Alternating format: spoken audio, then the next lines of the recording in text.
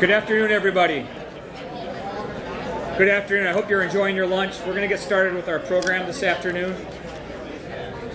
I'm Ben Stortz. I'm the president of the Joliet Chamber this year, and I'm glad to see so many people in person. It's great that to see so many people in person. I know many of you were at our event last month, our annual awards dinner. I think we had 380 some people there. It was a wonderful event.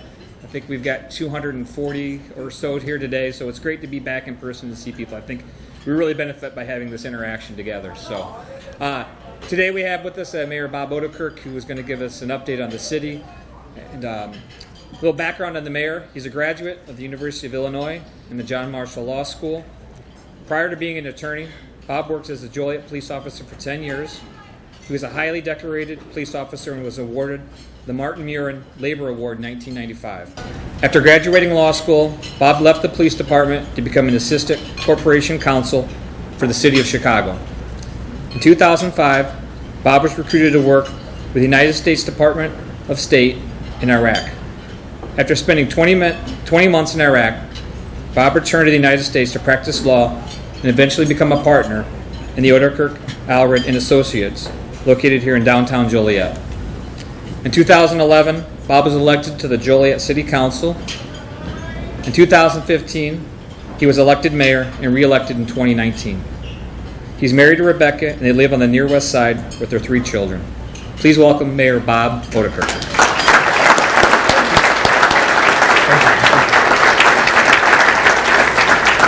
Thank you. Good afternoon. Before we start, I will agree with Ben. It's great to see so many people able to gather again. This has always been a great event, so thank you to the Chamber of Commerce for putting this on. Thank you to Harrah's, who have been a great community partner in Joliet, for allowing us to be here. And thank you, all of you, for coming. Before I start, there's a number of elected officials here. I apologize beforehand if I leave anyone out. It's by accident. But briefly, Will County Executive Jennifer Bertino is here. Thank you. Shanahan Mayor Misty Schumacher. Shorewood Mayor Cece DeBold. Bolingbrook Mayor Mary Basta. Romeoville Mayor John Noak. Will County State's Attorney Jim Glasgow is present. Will County Clerk Lauren Staley is here. Will County Coroner Lori Summer is here. From the Joliet City Council, Councilwoman Jan Quillman is here. Councilman Larry Hugg is here. Councilman Joe Clement and Councilman Pat Mudrin, thank you for coming. Judge Jessica Cologne Sayers, an associate judge here in Will County, who's running for circuit court. I wish you a lot of luck, Jessica. Thank you for coming. Judge Dave Carlson is here in his rehab stint. Dave, saw you wheel in. Thank you for coming. Eric Manson from the Joliet Fire Department. He's been a union head for the fire department for many years. Is running for state senate. Eric, thank you for coming and good luck. Scott Ryder from the Kendall County Board Chairman is here, and Tim Brophy, the Will County Treasurer, is here. So thank you, all of you, for coming today. For my law firm, I have my paralegal, Shannon Miller, and our assistant, Olivia DeMasi. Thank you for coming, representing the firm. For my family, my mother-in-law, Ruth Evans, is here. Ruth is a lifetime Joliet person who many of you may have seen in the last year. When I injured my knee a year ago, Ruth was my unofficial driver. So thank you for your efforts. Thank you for coming. My wife, Rebecca, is not here. She wanted to be here, but very briefly, we have a special needs child in the house who is immune deficient, who's still being quarantined. It's been over 2 years now he's been quarantined. So it really isn't safe for Rebecca to come in these large crowds, large groups, but otherwise she would be here. But as always, I want to thank Rebecca for all her support. I love her very much, and again, she would be here otherwise. So I'm going to get into the speech. My goal is to have everyone out of here before 1 o'clock today. So having said that, Joliet's a big city, third biggest city in the state of Illinois. There's so much happening and so much that has happened. So I'm going to keep the format similar to what I've done in the past. We have some more visual aids this year, but I do want to share the good news of what's happening in Joliet. And again, thank you, Chamber of Commerce, for the opportunity to do so. I'll start with the city finances. What I did is I broke it down, basically the numbers from 2019 before the pandemic up through 2020, and then last year, 2021, to kind of keep some perspective on it. I can tell you that the numbers in Joliet are off the charts, and what we've been able to do and how economically we are roaring coming out of the pandemic. We'll start with building permits. In 2019, the city of Joliet collected $1.7 million in revenue from building permits. 2020, that was $3.9 million.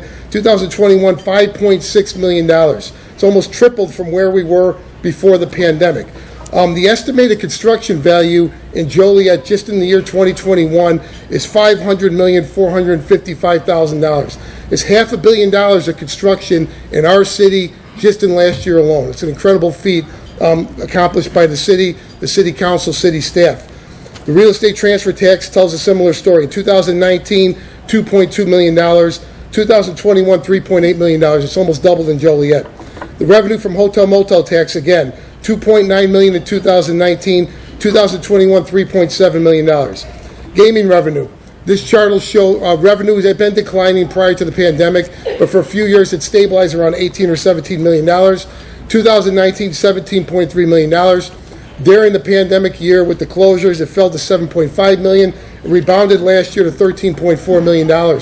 So the gaming revenue is going in the right direction. It's great to see both our riverboats back on their feet and flourishing.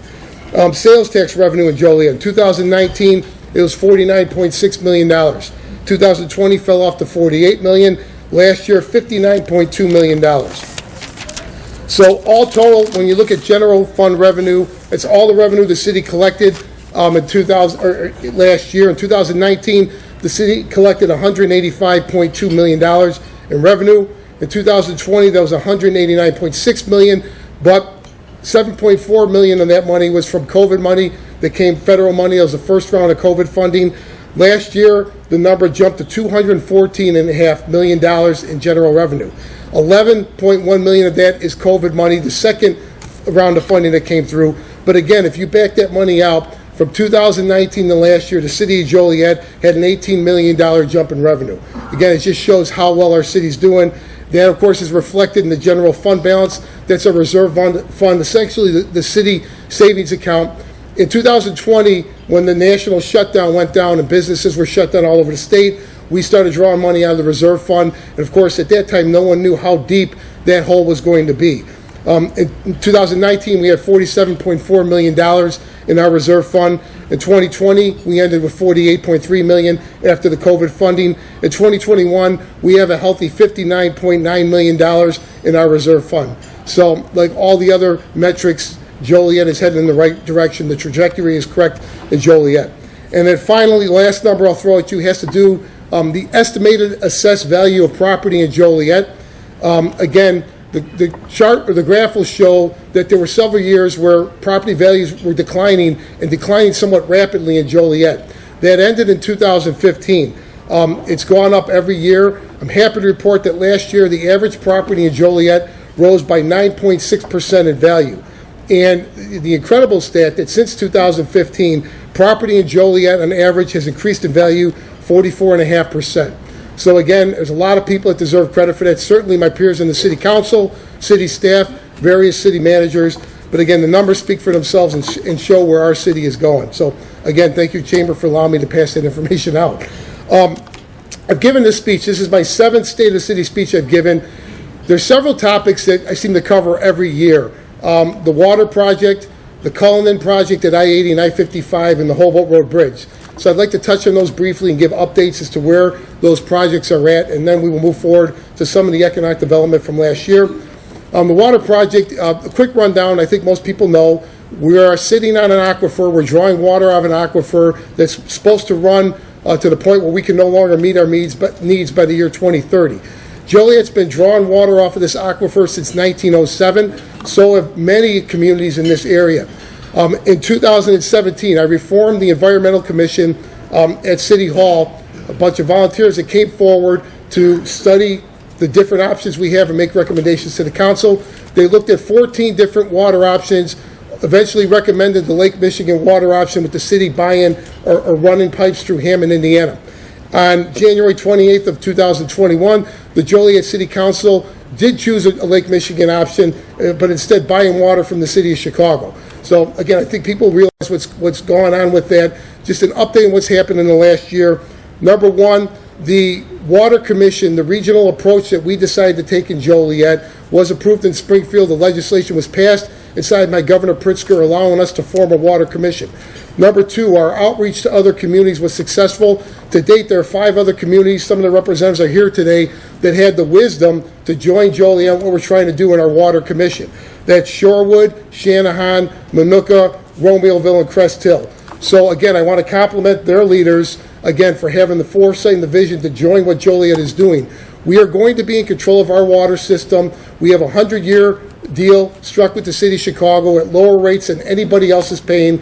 Once this system is paid off, generations of people, not just in Joliet, but in our neighboring communities, are going to benefit from the decisions we made. So again, the Joliet City Council took the right approach by looking at this as a regional problem instead of just a Joliet problem. And again, I want to compliment and thank the other cities that are joining us in our goal of doing this.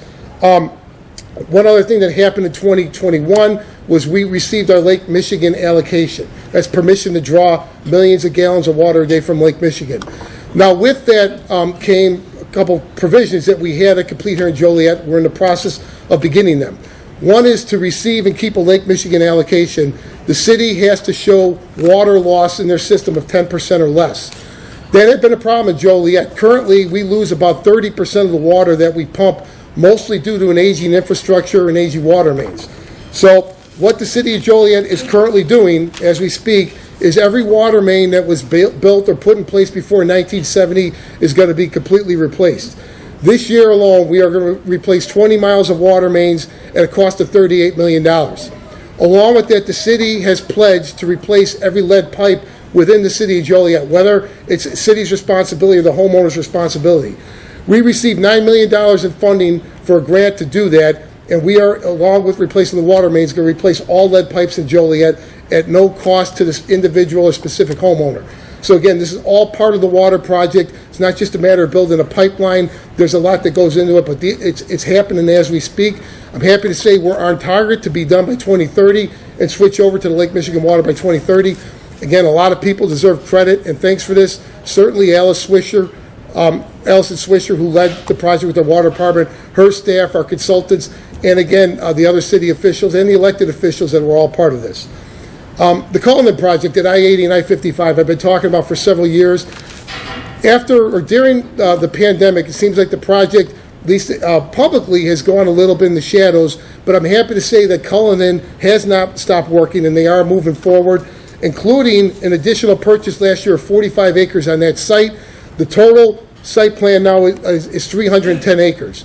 And just to elaborate, it's been reported that this is going to be a mall. This isn't a shopping mall. It's a multi-purpose development that includes retail, commercial, entertainment, restaurants, offices, hotels, etc. So we're very excited about Cullinan. That project is in the process. It is being worked.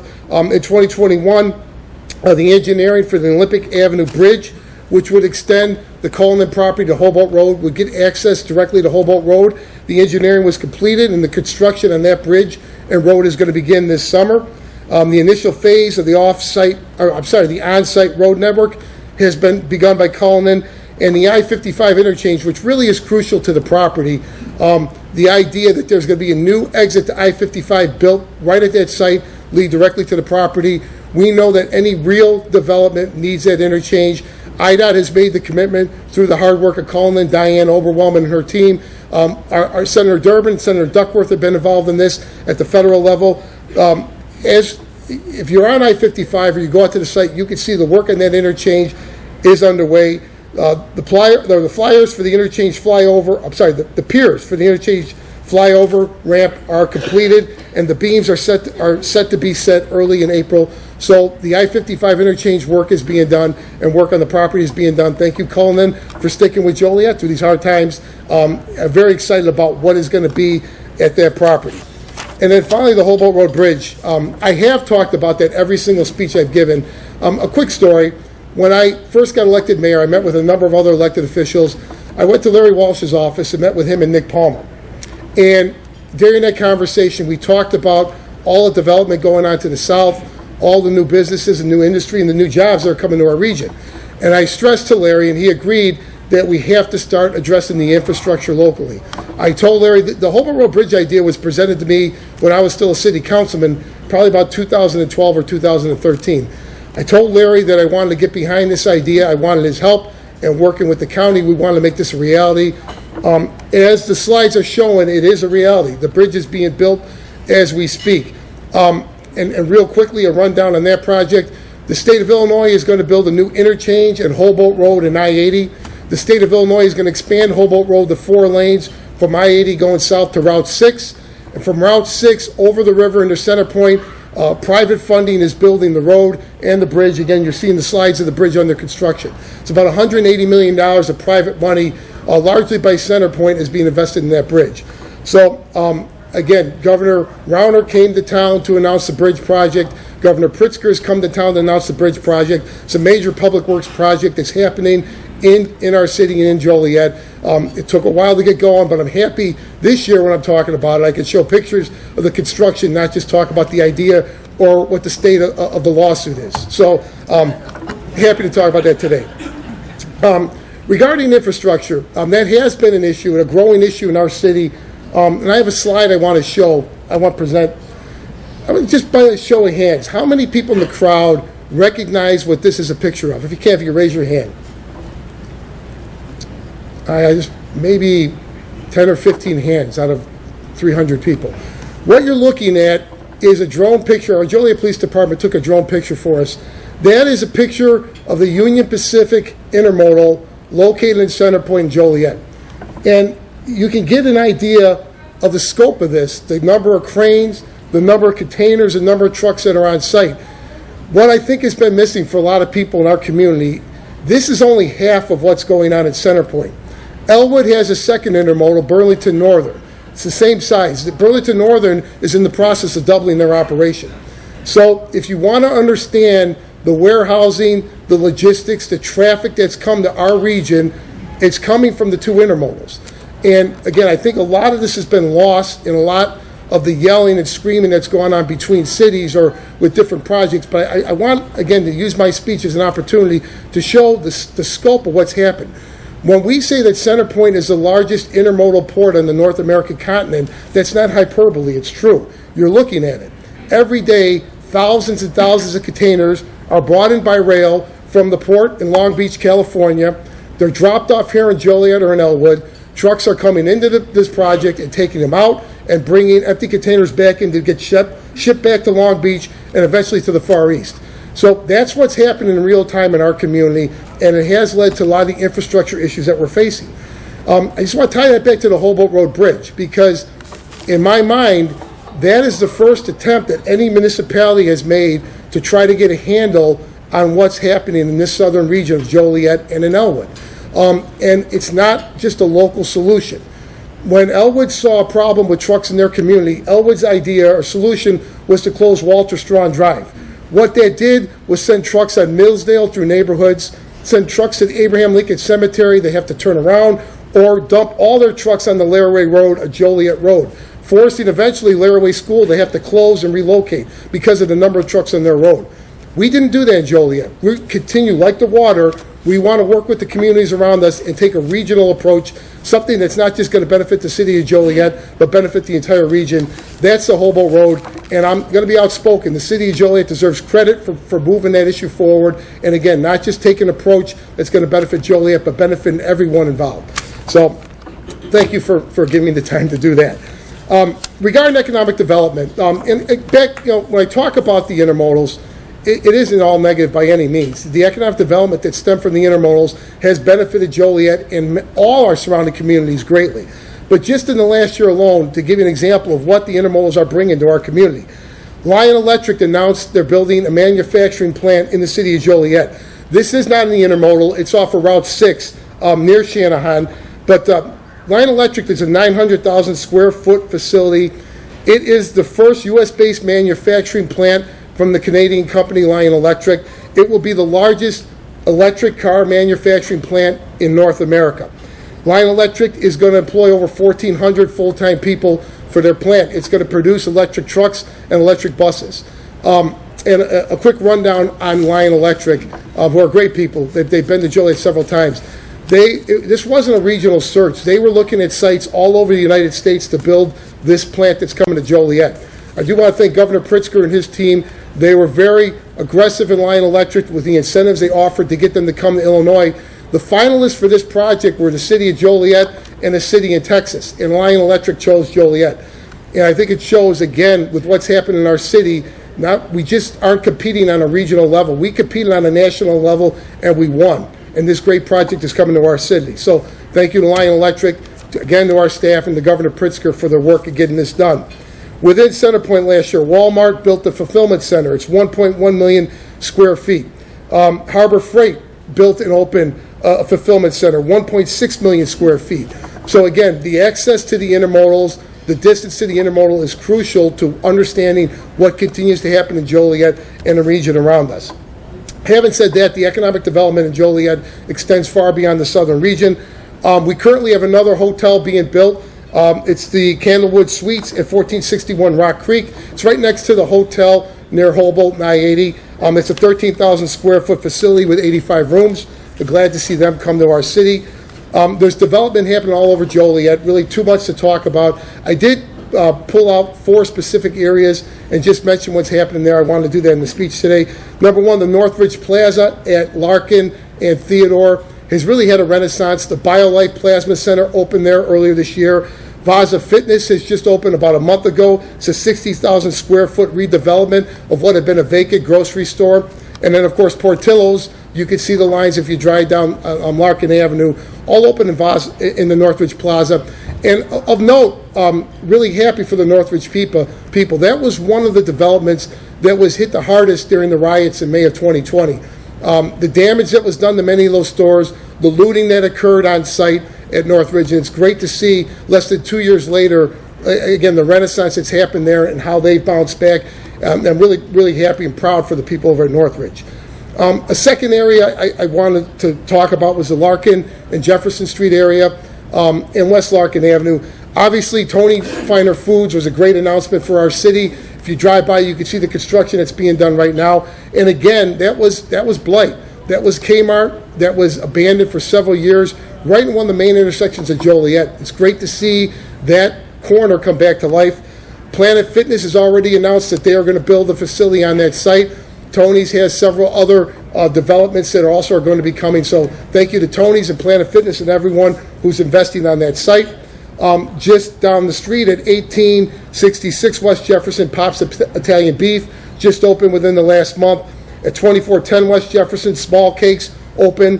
2526 West Jefferson, Bell Tire. And 2219 West Jefferson, Basingers is under construction. It's going to be opening. So it's great to see, again, that part of town with all the new development. I think the council would agree that we need more on Jefferson Street. It needs to be a focus, but it's good to see new development, private money investing on Jefferson Street in Joliet. The third area I want to talk about was the Route 30 corridor up by Louis Joliet Mall. I think it was widely reported malls across the country are in trouble. Louis Joliet Mall lost a couple of their anchors. However, the mall's still open and still doing well. Their capacity is well inside the mall, and the area around the Louis Joliet Mall is thriving. Just this last year, Chick-fil-A opened, and anyone who got stuck in that hour line can attest to the popularity of Chick-fil-A. Yesterday, I was with Councilwoman Quillman. We were at the grand opening of Raising Cane's. At 9 o'clock in the morning, people were lined up in the cold with their children to get inside Raising Cane's. Another great addition to the area. Starbucks is opening at the old Pier 1 site.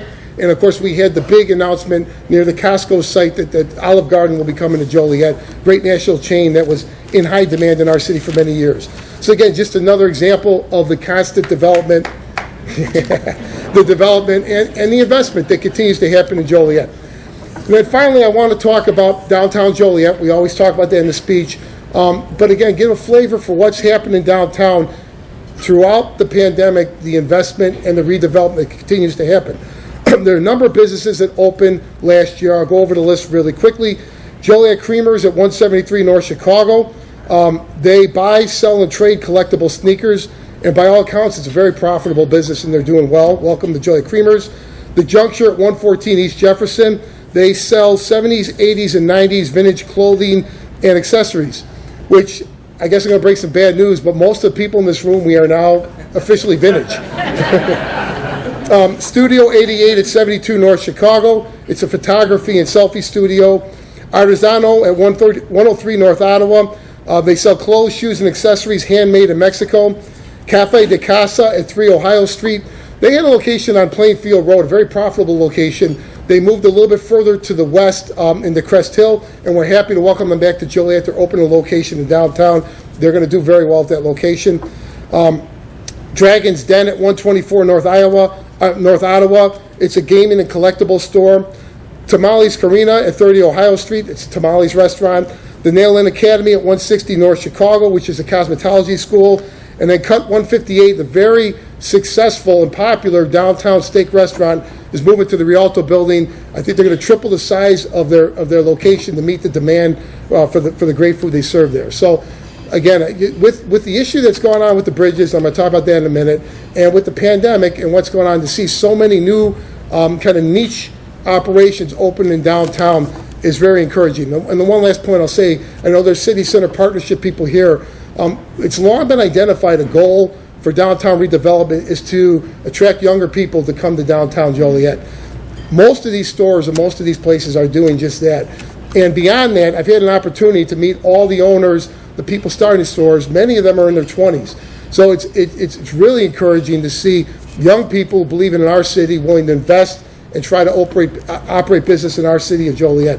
So I think it's a great trend and one we certainly want to continue moving forward. So every year I talk looking forward, what expect to see in 2022 or the year I give the speech. There's a lot to talk about in Joliet, obviously, and a lot that won't be touched on. I'm looking forward to CarMax opening up on Route 59 next year. I'm looking forward to some of the major restaurant announcements I believe are coming. I've signed non-disclosure agreements with the city manager on 2 different projects that will be huge for Joliet. We're thrilled to talk about, and I'm hoping to be able to do it in the next year. There's the ongoing redevelopment of the prison and the things that are happening out there. There's a couple items I want to talk about. One wasn't on the speech, but I actually got a text message as food was being served, and I have the permission to announce it, so we'll get some cutting-edge information. But the downtown bridges has been an issue in Joliet, as we all know. And quite frankly, the last few months, I probably heard more from our citizens about the bridges than any other issue. So I don't know how much there is to be said other than this. The city of Joliet doesn't own the bridges. We don't control them. We don't open them. We don't close them. We don't repair them. We don't decide which is going to be a one-way bridge or a two-way bridge. It's out of our control. They're controlled by the Illinois Department of Transportation. Having said that, I think we all would agree that the current situation in the last 3 years has illustrated it is not working for downtown Joliet. There has to be a solution moving forward. What we need to do as a city is work with our state partners, with our state representatives, and with IDOT to start coming with answers for what can be done downtown, not simply wait for the next problem and the next repair and the next closure. So, again, it's a challenge for me. It's a challenge for our city council. And I'm putting on us that we have to come up with a solution. I will say I have spoken with Representative Larry Walsh Jr., who is also looking to tackle this project. He's had high-level discussions with our staff and with IDOT about not just the bridges, but reconfiguring the state routes through downtown Joliet. I think these are good conversations. I think in 2022, this is something we're going to have to move forward as a city. The other item that I identified was the City Center Plaza downtown at Clinton and Chicago Street. We're about halfway done with this project, and then COVID hit. We had done the exchange of properties with Will County. We had reopened Chicago Street, did the construction on that. We were ready to move forward. There were committees and plans for the downtown plaza, the city center, that never came to fruition. I think in 2022, we have to get the momentum again. We have to have the will as a city to get this done, to straighten out Chicago Street, expand it to 4 lanes as been proposed, and get the city center built, the plaza built, or get construction underway on that. We certainly are in a position financially where we could do this. I think now's the time to move forward on that project. So, again, it's a challenge for me and for the city council, but it's something that I would keep your eye on. I think we're going to move forward with that project next year. And then the last item, which, again, wasn't part of the speech, but I got a text message. Congressman Bill Foster is announcing a $3 million grant is being awarded to the Joliet Housing Authority. The plan is for the Housing Authority to buy the property at the Joliet Country Club, to put senior housing and workforce housing on and redevelop that site. Again, it's a little bit on a frigid town, but that's vacant property that's gone undeveloped. I'm very proud of Michael Simonton and the Housing Authority Board. I see Glenda McCullum here for their hard work. This is a project, again, that we've been chasing for at least a year now. It's going to come to fruition. So I'm glad I can make that announcement today. So, again, I think it's clear the trajectory our city is going in. And to show the slides and now projects that aren't just ideas but ongoing, I did want to make an announcement today. And very briefly, I won't dwell on it, but I plan, announced it today, I'm going to run again for a third term in April of next year.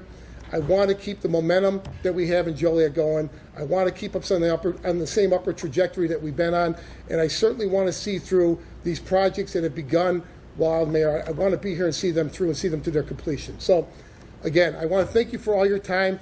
I always open up for questions. If there's any questions or a topic that I haven't talked about that someone would like me to speak about, I'd be happy to do so. If not, I want to thank everyone for coming out. So, anything questions? Oh, that's great. Thank you. No, thank you very much.